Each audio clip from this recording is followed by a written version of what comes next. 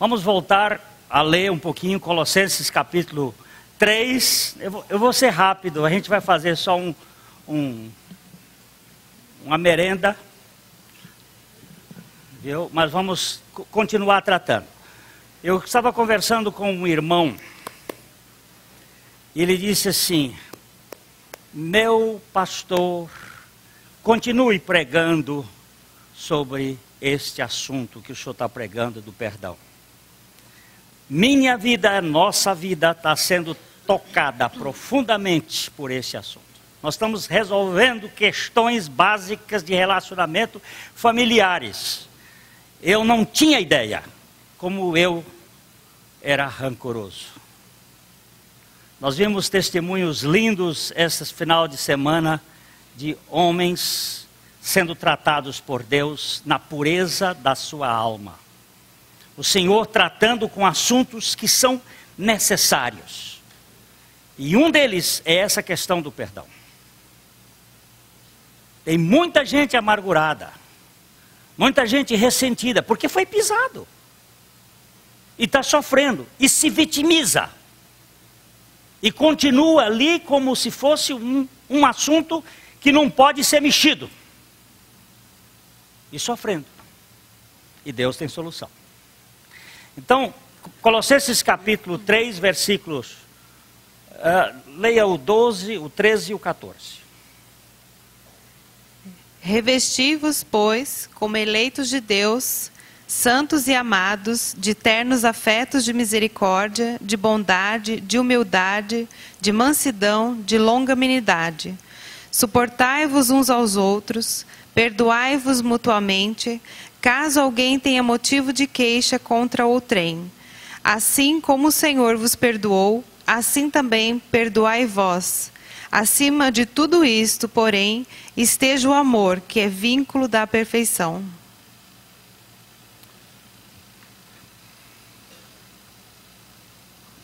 Perdoai-vos uns aos outros, assim como Cristo vos perdoou. O Senhor vos perdoou.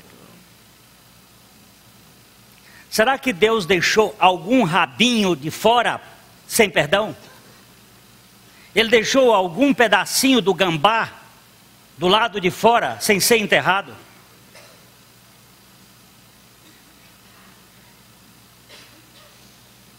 Não, meu irmão. Então, Pedro estava vendo o problema das questões que estava acontecendo entre as pessoas. Brigas, disputas, divergências, e um ferindo o outro, um irmão contra outro irmão. Então, Pedro disse: até quantas vezes se deve perdoar? Vamos ler Mateus, capítulo 18, versículo 24.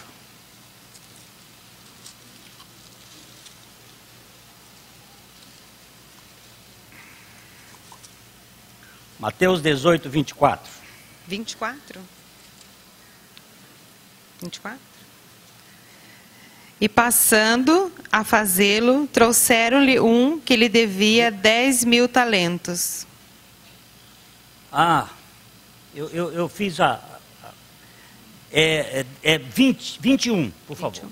21. Então Pedro, aproximando-se, lhe perguntou: Senhor, até quantas vezes meu irmão pecará contra mim, que eu lhe perdoe? Até 7 vezes? Deixa o dedo marcado aí, Ju. E vai para Gênesis 4, 15.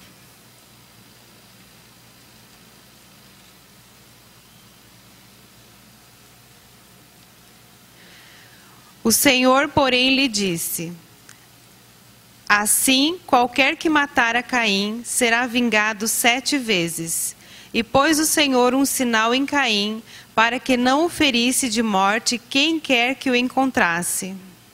Caim matou Abel. E o Senhor não quer revanche. E ele colocou um sinal anti-revanche em Caim. E disse: qualquer que matar Caim será vingado 7 vezes. Ou 7 gerações. Esse foi o número que Pedro usou como base para dar até 7 vezes, Senhor. Agora, deixa o dedo marcado em Gênesis e volta de novo para Mateus 18, 22. Respondeu-lhe Jesus: não te digo que até 7 vezes, mas até 70 vezes 7. Agora volta para Gênesis 4, os versos 23 e 24. E disse Lameque às suas esposas: Ada e Zilá, ouvi-me, vós mulheres de Lameque, escutai o que passo a dizer-vos. Matei um homem porque ele me feriu, e um rapaz porque me pisou. 7 vezes se tomará a vingança de Caim, de Lameque, porém 70 vezes 7. Pedro usou o número de Caim e Jesus usou o número de Lameque. Pedro usou o número ligado à vingança de um cara que tinha matado um irmão. E Jesus falou de um cara que matou um que pisou o pé dele.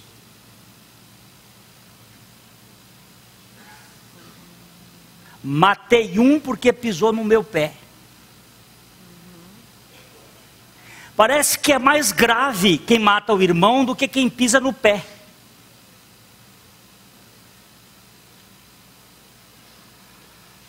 Mas não é. É uma questãozinha boba. E era para perdoar 70 vezes 7. O que você tem que fazer agora? Diante dos problemas que você tem? Hã? Qual é a opção que você tem? Hã? Hã? Então nós estávamos vindo domingo passado que no reino de Assuero, Xerxes I da Pérsia, houve uma rainha que resolveu não atender o marido no dia que ele estava embriagado, Vasti. E por causa disso ele ficou emburrado e o movimento feminista tomou conta do mundo. Foi ali que começou o movimento feminista, na Pérsia. E em substituição de Vasti, Deus operou a vinda de Esther. Só que Esther era judia. E para judiar dos judeus, Amã, o Agagita, descendente de Agag, o rei dos Amalequitas, descendente de Amaleque, filho de Esaú. Olha de onde vem a briga entre Esaú e Jacó. Já vinha do ventre da mãe, um querendo passar o outro para trás, e depois um passou o outro para trás, e o que ficou passado para trás ficou magoadinho e quis buscar lugar de arrependimento e não achou, porque tinha raiz de amargura no seu coração. Então Deus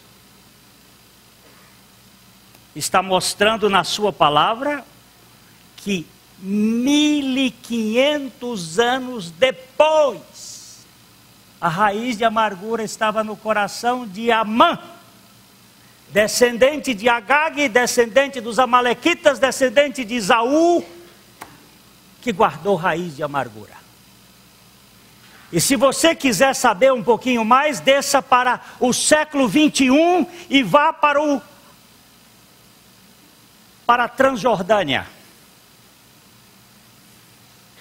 E você vai encontrar os descendentes de Esaú brigando com os descendentes de Jacó. Uma raiz de amargura de 4.000 anos.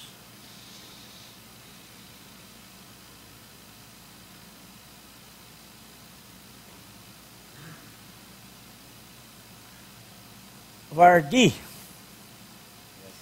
meu amado Valdir,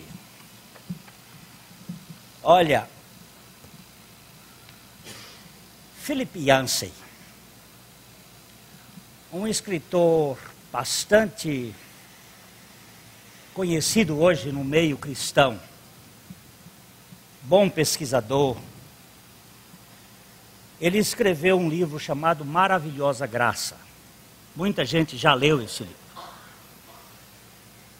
E o Valdir me fez lembrar, e hoje ele me levou esse livro para a gente pensar um pouquinho, a história de como uma raiz de amargura se perpetua. Como as coisas ficam. Ele vai ler e nós vamos prestar atenção a essa história. Daisy nasceu em 1898. Por favor, Daisy nasceu em 1898. Tá bom. Guarde bem a data, o tempo para você escutar. Em uma família de operários em Chicago. Era a 8ª de 10 filhos. O pai mal ganhava para alimentar a todos e depois começou a beber. O dinheiro ficou ainda mais escasso. Daisy, aproximando-se do seu 100º aniversário, enquanto escrevo estas linhas. Estremece quando fala a respeito daqueles dias. Seu pai era um bêbado perverso, ela diz. Daisy costumava encolher-se no canto, soluçando, quando ele chutava seus irmãos menores no assoalho. Ela o odiava de todo o seu coração. Um dia, o pai declarou que a esposa tinha que ir embora até o meio-dia. Todas as 10 crianças reuniram-se à volta da mãe, agarrando a saia dela e chorando. Não vá, não vá. O pai, porém, não mudou de ideia. Amparada pelos irmãos e irmãs, Daisy viu através da janela da sua sacada sua mãe caminhando, os ombros caídos, uma mala em cada mão, cada vez menor, até que, finalmente, desapareceu de vista. Algumas das crianças, tempos depois, se reuniram à mãe, enquanto que outras foram morar com parentes. A sorte quis que Daisy ficasse com o pai. Ela cresceu com um douro nó de amargura dentro dela, um tumor de ódio pelo que ele havia feito à família. Todas as crianças deixaram de estudar logo cedo para trabalhar ou alistar-se no exército. Então, uma a uma, mudaram-se para outras cidades, casaram-se, iniciaram famílias e tentaram deixar o passado para trás. O pai sumiu, ninguém sabia onde estava e ninguém se importava com isso também.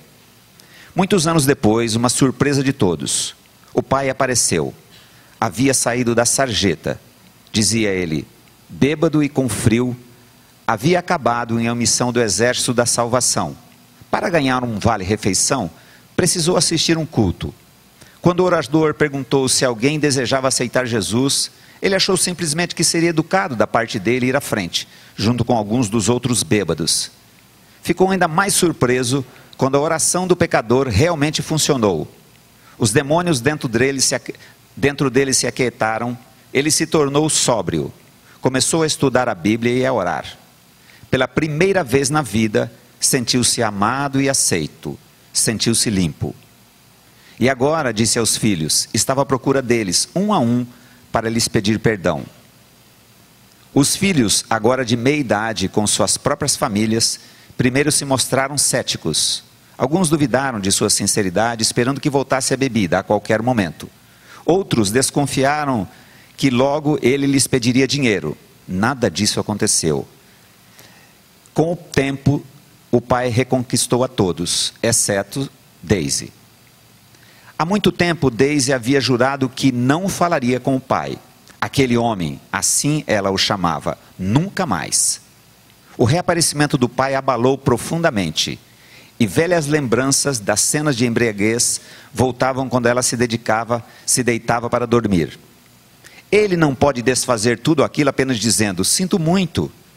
Daisy insistia e queria ficar longe dele.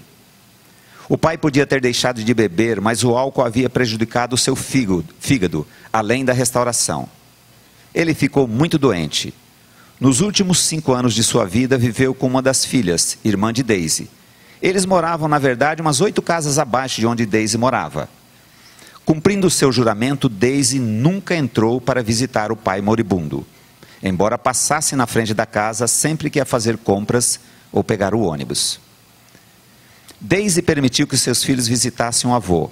Perto do fim, o pai viu uma menininha aproximando-se de sua porta e entrando no quarto. "Oh, Daisy, Daisy, você finalmente veio me ver." Ele chorou, abraçando aquela menina.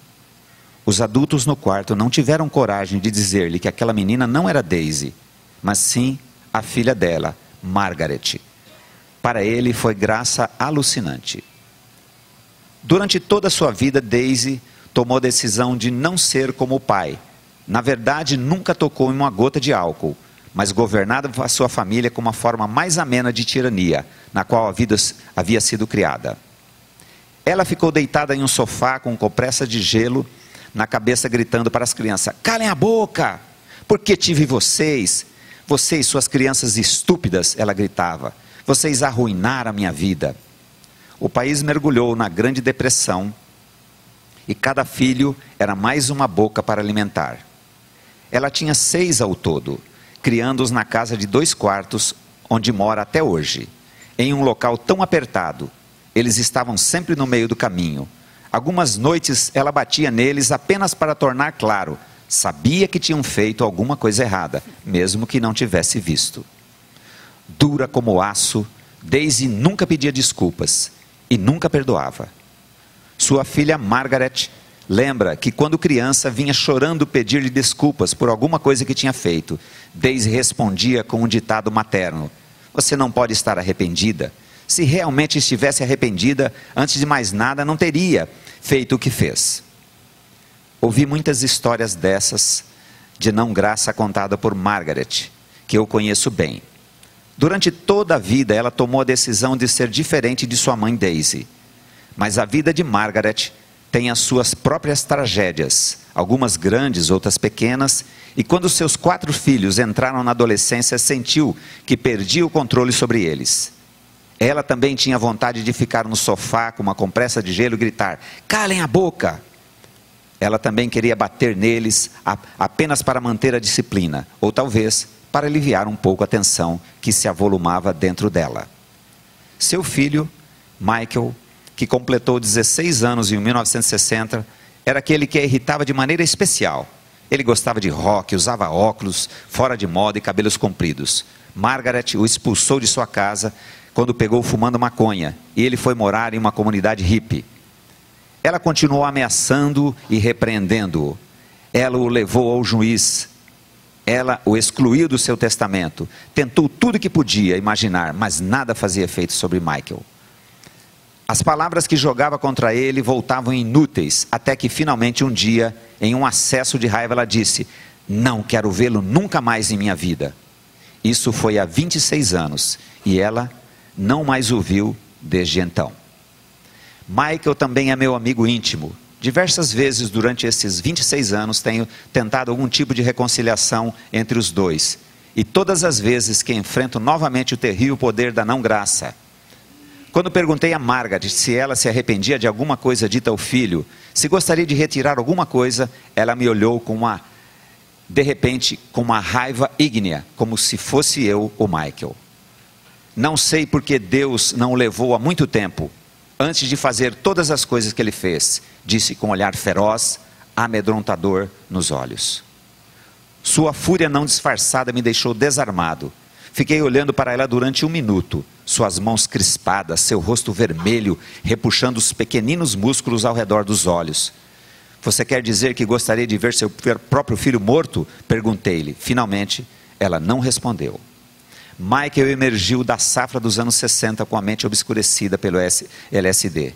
Mudou-se para o Havaí, viveu com uma mulher, deixou-a, conheceu outra, então se casou. Sue é tudo o que eu precisava, ele me disse quando o visitei uma vez. Com essa eu vou ficar.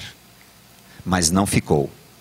Lembro-me de uma conversa telefônica com Michael, interrompida por um recurso tecnológico irritante chamado espera.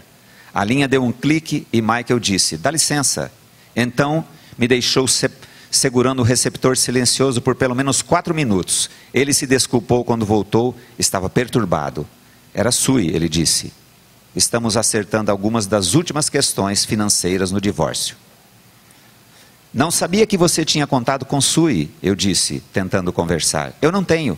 Ela me interrompeu, utilizando quase o mesmo tom de voz que eu ouvira de sua mãe, Margaret. Espero nunca mais vê-la em toda a minha vida. Ambos ficamos em silêncio por um longo tempo. Estivéramos conversando a respeito de Margaret. E, embora eu não dissesse nada, parece que Michael reconhecera em sua própria voz o tom de voz de sua mãe, que era realmente um tom de voz da mãe dela, Daisy, traçando todo o caminho de volta ao que havia acontecido em uma fileira de casas em Chicago há quase um século. Como se fosse um defeito espiritual codificado no DNA da família, a ausência de graça passou em uma cadeira ininterrupta. A não graça opera calmamente e letalmente, como um gás venenoso imperceptível. Um pai morre sem perdão, uma mãe que antes carregou o seu próprio filho no corpo, não fala com ele durante metade de sua vida. A toxina se insinua de geração em geração. Margaret é uma cristã piedosa que estuda a Bíblia todos os dias. E uma vez eu lhe falei a respeito da parábola do filho pródigo. O que você acha dessa parábola? Perguntei. Você percebe a mensagem de perdão que está nela contida? Obviamente, ela havia pensado no assunto, mas sem hesitação, respondeu que a parábola que aparece em Lucas 15, como a terceira em uma série de 3, a moeda perdida, a ovelha perdida e o filho perdido. Ela disse que a parábola demonstrava que os seres humanos diferem de objetos inanimados, moedas, e de animais, ovelhas. As pessoas têm livre-arbítrio, ela disse. Elas precisam ser moralmente responsáveis. Esse rapaz precisou voltar humilde. Ele teve que arrepender-se. Isto é que Jesus quis demonstrar. Não, Margaret. Não é isso que Jesus quis demonstrar. Todas essas histórias enfatizam a alegria de quem achou. E é verdade que o pródigo voltou para casar de livre e espontânea vontade. Mas o ponto central da história é o amor chocante do pai. Quando estava longe, viu o seu pai e se moveu de íntima compaixão. E correndo lançou-se ao pescoço e o beijou. Quando o filho tentava explicar ao pai, ele interrompe seu discurso preparado a fim de ordenar a celebração. O missionário no Líbano leu uma vez esta parábola a um grupo de habitantes de uma vila que vivia em uma cultura muito parecida com a que Jesus descreveu e que nunca havia ouvido a história. O que vocês perceberam? Ele perguntou. 2 detalhes da história destacaram-se entre os habitantes da vila. Primeiro, reclamando sua herança antes da hora, o filho estava dizendo ao seu pai, eu gostaria que você estivesse morto. Os aldeões não podiam imaginar um patriarca aceitando tal insulto ou concordando com a exigência do filho. Segundo, eles notaram que o pai correu para receber o filho, há tanto tempo perdido. No Oriente Médio, um homem de posição caminha lentamente e com dignidade. Ele nunca corre. Na história de Jesus, o pai correu. E o auditório de Jesus, sem dúvida, ficou sem fôlego com este detalhe. A graça não é justa, o que é uma das coisas mais difíceis de aceitar nela. É irracional. Esperar que uma mulher perdoe coisas terríveis que seu pai lhe fez, apenas porque ele lhe pede desculpas, muitos anos depois, e é totalmente injusto pedir que uma mãe ignore muitas ofensas que seu filho adolescente cometeu. A graça, entretanto, não trata de justiça. O que é verdade nas famílias é verdade também a respeito das tribos, raças e nações.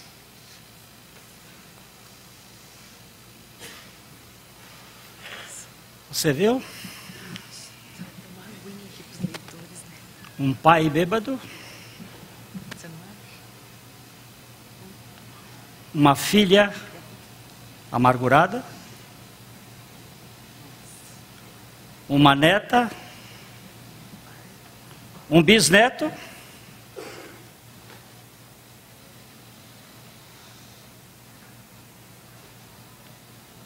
vai perpetuando-se.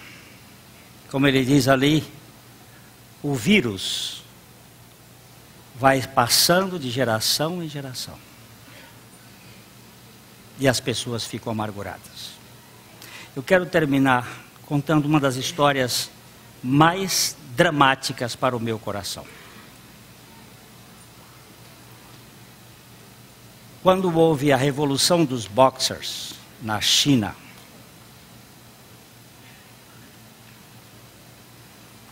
um casal de missionários com 2 filhos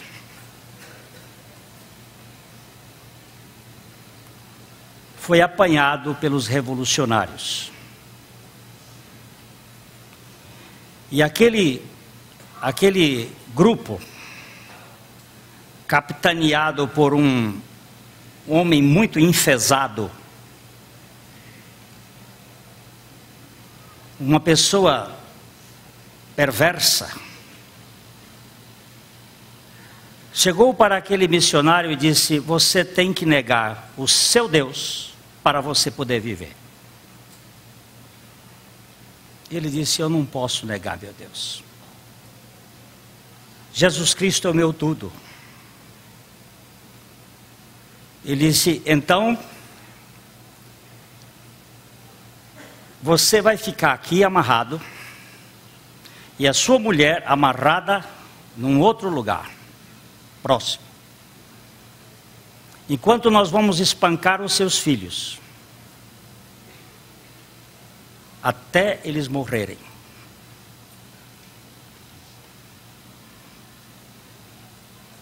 Ou você nega o seu Deus,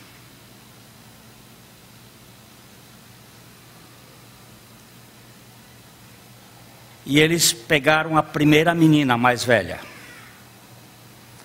e começaram a chicoteá-la. E a menina gritava: Daddy, help me, Daddy, help me, Daddy, me ajuda, papai. Ele dizia: eu só tenho uma palavra para dizer: não creio em Cristo. E minha filha pararia de sofrer. Mas como eu posso negar o meu Salvador, que deu a sua vida por mim?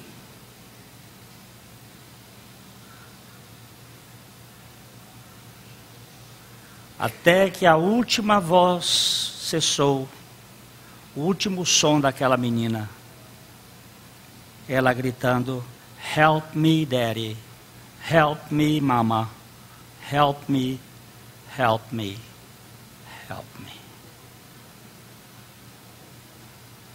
E ele tinha toda a condição de poder dizer: eu nego Jesus. Voltou-se para o menino e ele disse: papai, você não vai deixar eles fazerem comigo o que eles fizeram com minha irmã.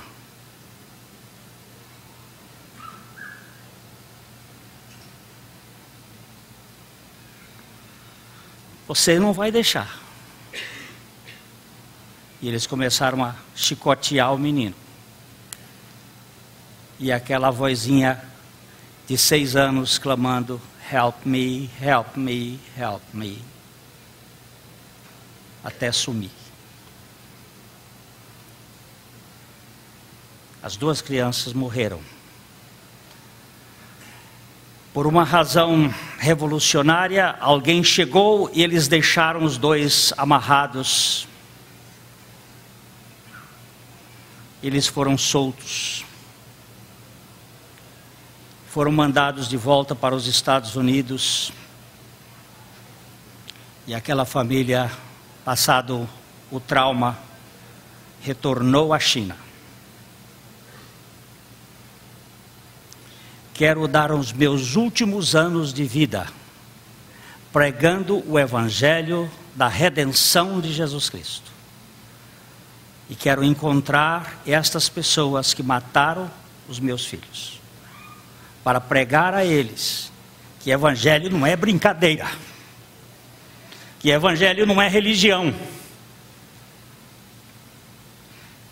que eu não tenho o direito de guardar no meu coração ressentimento, porque eu fui perdoado por Cristo, e assim como o Senhor me perdoou, perdoai vós também. Sua família está desgraçada porque muitas vezes você não perdoa. E não quer perdoar porque você quer manter-se numa posição miserável de vítima.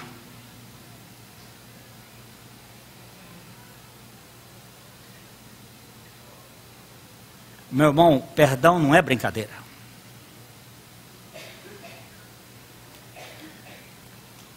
O Raimundo me deu uma cópia de um livro de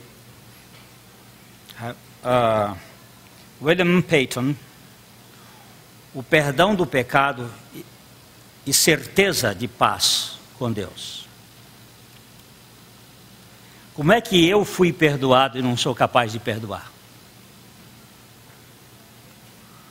Como é que eu fui perdoado pela eternidade e não sou capaz de perdoar uma merreca de um problema, porque o meu orgulho, a minha soberba, não permite que eu perdoe. Mas pisaram na minha honra. Que honra que você tem? Qual é a sua honra?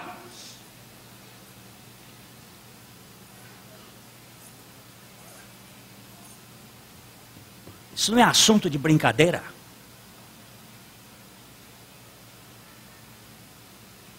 Você é responsável por suas decisões. A vida do homem é eterna.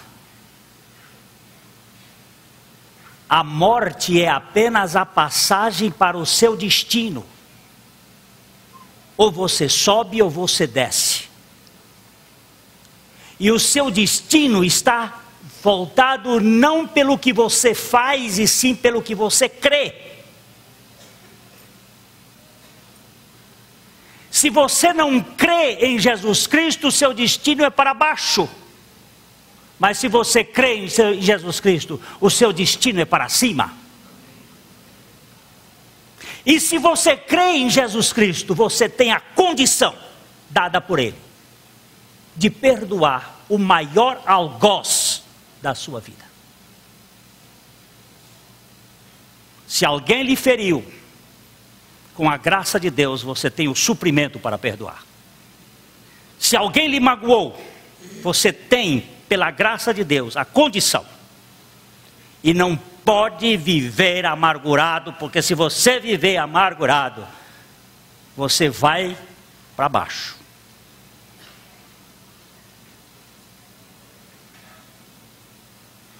O céu é um lugar de gente alegre. E a alegria é fruto da salvação. E quem foi salvo é perdoador.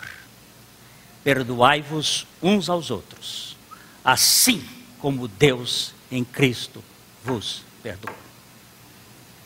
A gente vai continuar na mesma batida. A mensagem que você acabou de assistir faz parte do Ministério de Comunicação Palavra da Cruz. Temos um grande acervo de estudos bíblicos em áudio e vídeo. Distribuímos também, gratuitamente, o jornal mensal Palavra da Cruz. Entre em contato conosco pelo fone fax 0 operadora 43 3322 3037 ou pelo e-mail com@palavradacruz.com.br.